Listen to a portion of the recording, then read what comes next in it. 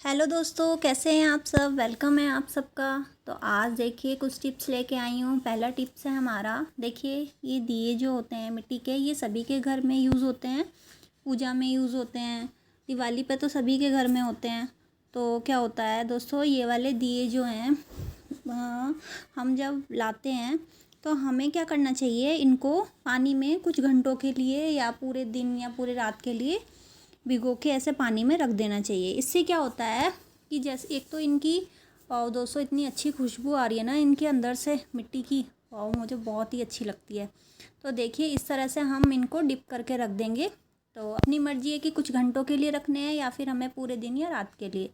और रख के तो इसमें क्या है, पानी से ही अच्छे से डिप होने से तो दोस्तों ये हमारा इसका ये फ़ायदा होता है कि जैसे ही हमारे डिप हो जाएंगे उसके बाद हम इनको किसी प्लेट में या फिर फर्श पे अपने इस तरह से उल्टे इस तरह से कर करके इनको रख देंगे और फिर ये सूख जाएंगे। तो दोस्तों इससे फ़ायदा ये होता है हमारे पानी में डिप करने से कि हमारा जब हम इनको घी से या तेल से दियों को जलाते हैं, कॉटन की बत्ती इसमें रख के, तो हमारा ऑयल या जो घी है वो बहुत कम लगता है। अगर हम डायरेक्ट ऐसे ही मिट्टी के उसमें जलाते हैं दियों में तो ज़्यादा हमारा ऑयल खर्च होता है, मतलब वो ये हमारा मिट्टी का जो दिया होता है ये उसको पी लेता है। तो इसलिए हमें हमेशा पहले ला के हमेशा पानी में भिगो देने चाहिए और हमें क्या है भिगो के रख के अपने अलग से रख लेने चाहिए, ये तो यूज़ होते ही रहते हैं। तो देखिए दोस्तों हमारा दूसरा टिप्स क्या है, हमारा दूसरा टिप्स है ये देखिए दोस्तों, तांबे की जो ये होती है,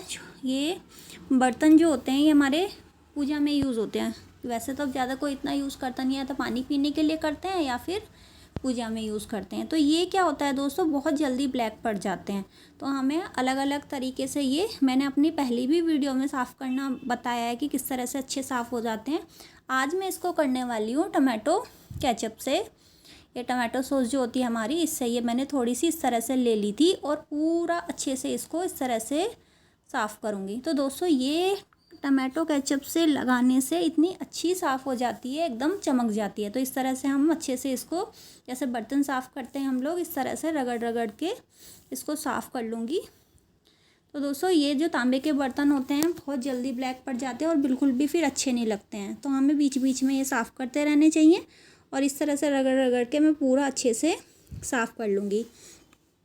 तो एकदम से ये बिल्कुल क्लीन हो जाएगी, एकदम बिल्कुल एकदम चमक जाएगी हमारी ये जो हमारी ये पूजा की लुटिया जो होती हैं या फिर तांबे का कोई भी बर्तन हम जो यूज़ करते हैं। और देखिए मैंने ये अच्छे से साफ़ कर लिए और वॉश कर दिए। देखिए दोस्तों कितने अच्छे से चमक चुकी है ना। तो आप भी ज़रूर ट्राई करना, बहुत ही आसान तरीके से साफ़ हो जाती है और सभी के घर में टमाटो सॉस जो होती है सब यूज़ ही करते हैं। तो दोस्तों चलते हैं अपने नेक्स्ट टिप्स की तरफ। हमारा नेक्स्ट टिप्स है दोस्तों, जैसे कि ये हमारे पैकेट होते हैं नमकीन के होते हैं या फिर हम ऐसे किचन में इतने सारे बॉक्स होते हैं दोस्तों कि कई बार हमें क्या होता है कुछ ऐसे रैप करके ही रखना होता है। तो दोस्तों इस तरह से क्लॉथ क्लिप्स जो होती हैं अपने इस तरह से भी रख सकते हैं हम। और मार्केट में आजकल ये इस तरह की क्लिप आने लगी हैं, हम इसमें भी इनको इस तरह से फोल्ड करके जितना भी हमें सामान हमारा इनमें रहता है, और इस तरह से नमकीन में या फिर दाल में किसी भी चीज़ में किचन के जो पैकेट के सामान होते हैं हमें ये लगता है कि हमें ये भी बॉक्स में नहीं रखनी है, तो हम इस तरह से रख के इनको रैप कर सकते हैं ना, इनमें सीलन जाती है और बारिश के मौसम में तो बहुत ही अच्छे रहते हैं। तो दोस्तों आप भी ट्राई करना, बहुत आसान तरीके से हमारा सामान सेव कर रहता है इसमें और बहुत ठीक रहता है।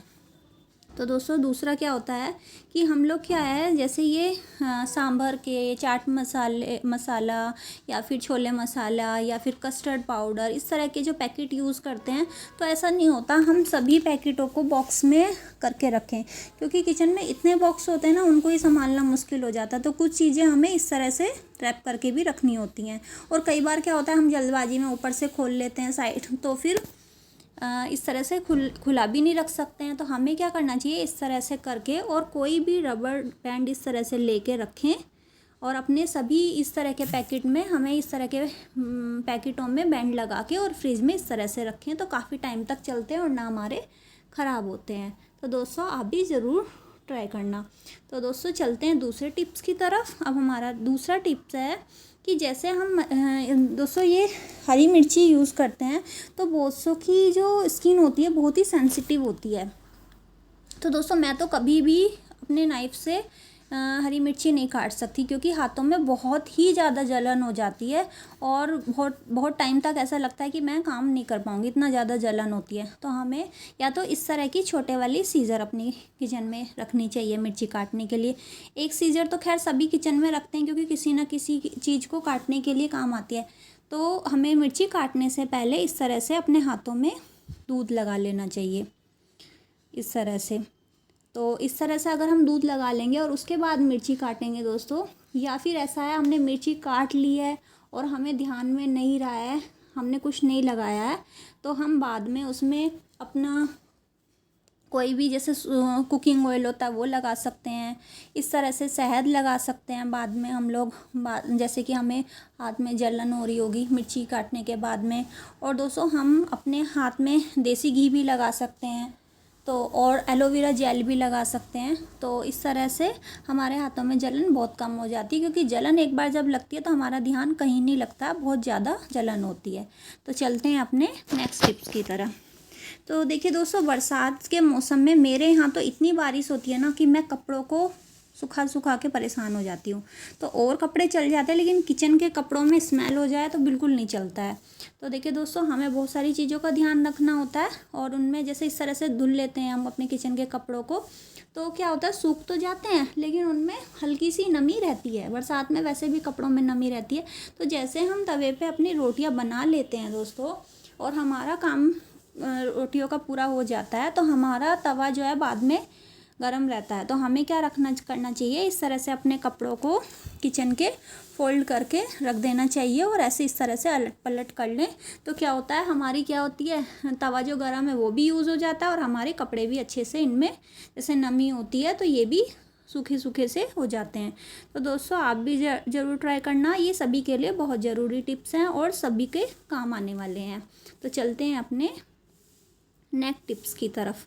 तो देखिए दोस्तों, जैसे ये हम गुलगुले बनाते हैं तो कई बार क्या होता है, बहुत हार्ड बनते हैं। तो हार्ड बनने से बिल्कुल भी अच्छे नहीं लगते हैं। तो हमें इन्हें बनाने से पहले कुछ चीज़ का ध्यान रखना चाहिए दोस्तों। तो ये क्या होता है, जब ये सॉफ्ट होते हैं खाने में तभी अच्छे लगते हैं। तो हमें इन्हें, जब हम इनका पेस्ट बनाते हैं दोस्तों, इसका गुलगुले बनाने के लिए, हमारे यहाँ पूड़े भी बोलते हैं इनको, और फेस्टिवल में बनते हैं, तो इसमें हमें थोड़ा सा, बहुत ही चुटकी भर खाने का सोडा डाल लेना चाहिए।